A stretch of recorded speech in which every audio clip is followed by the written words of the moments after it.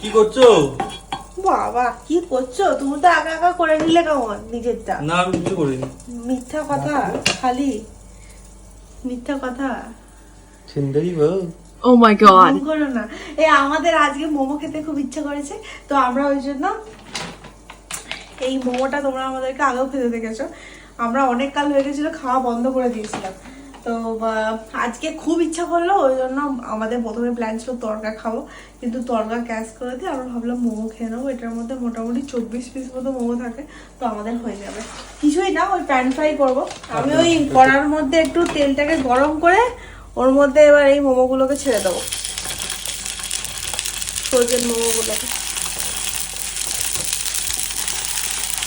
এই মোমোটা এত ভালো খেতে না, মানে কি বলবো, মজা লাগে বেশ।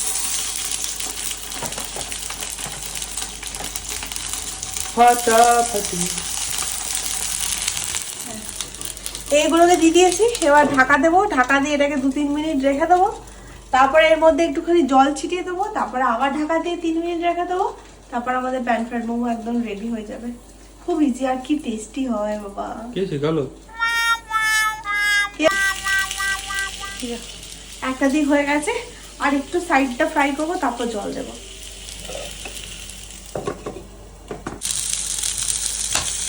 হয়ে পড়ছে না। হবে হবে।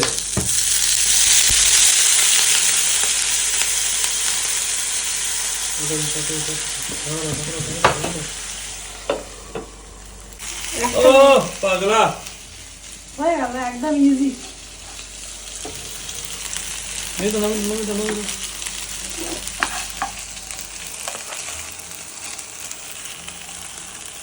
এ মা ছিড়ে গেল, যা যা একটা মোমো ছিঁড়ে গেছে। 10 মিনিট করছে, তাড়াতাড়ি নামো তাড়াতাড়ি নামো।